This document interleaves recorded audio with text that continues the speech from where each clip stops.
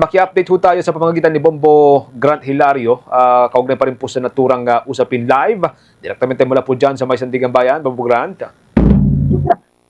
Yes, Bobo Genesis, dinarap ng personal ni na former Senator Bong Revilla at ilang mga dati opisyal ng Department of Public Works and Highways ang pagdinig ng kasong kinakarap sa Sandigan Bayan ngayong araw.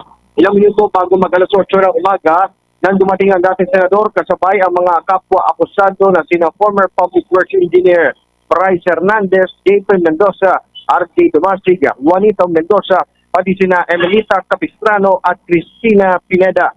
Mapapansin sa kuwang video ng Bombo Radyo sa loob ng Sandigan Bayan na bantay saradong inihatid ng mga tauhan ng Bureau of Jail Management and Penology ang mga akusado. Makikita rin na ang mga ito ay nakaposa habang idinadala sa korte kung saan kanilang haharapin o kinarap ang naturang kaso.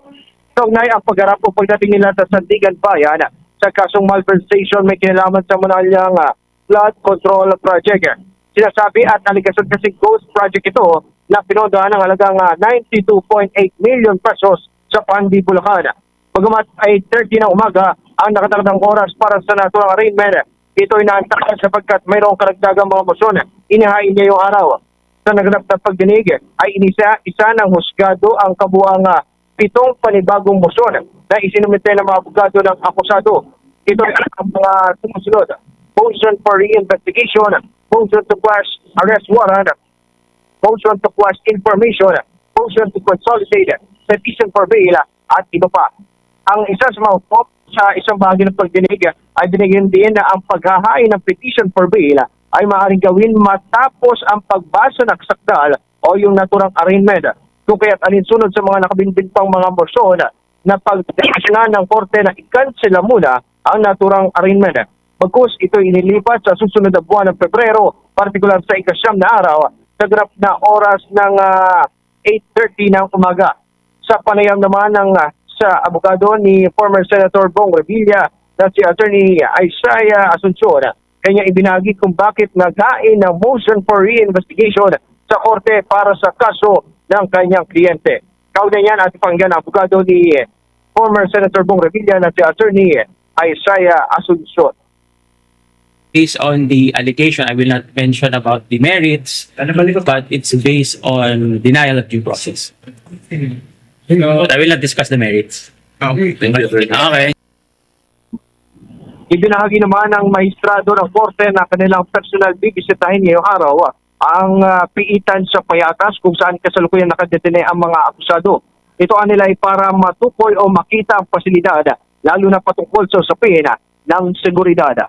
Nag-uulat live ito sa Sandigan Bayan. Yes, Bobo Genesis. Asan na si dating Senator Revilla ngayon?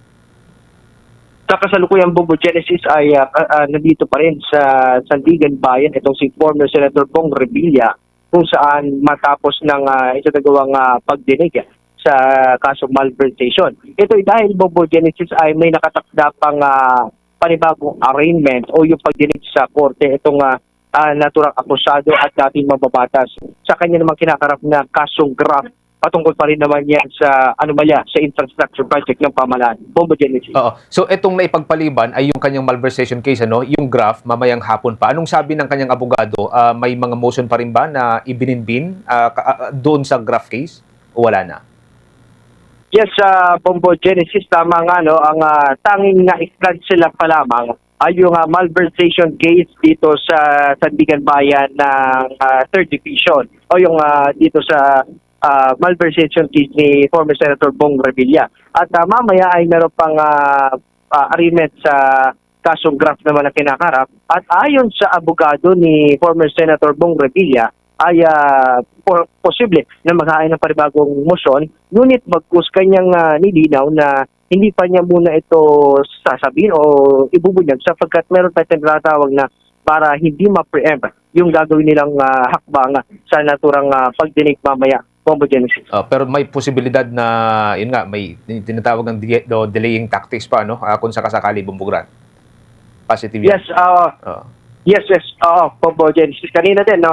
Meron din kasing motion to defer the arraignment sa na isa sa mga inihain discuss ng mga akusado sa naturang korte sa pagdinig ng malversation case. At hindi malayo mangyari ito sapagkat kanila pa rin tinutukoy o tinutumbok yung denial of due process sa paghahain o pagsasampa ng kaso ng ombudsman laban doon sa mga akusado. Git nila na hindi nabigyan ng pagkakataon para mabigyan o magkaroon ng due process ang mga naturang akusado, kung kaya't nais nila o motion din nila kanina na magkaroon ng reinvestigation o para maisama din yung reconsideration na binigyan linaw naman ng husgado na yung patungkol dito. Bobo Genesis. Okay, sige. Maraming salamat, Babugaran.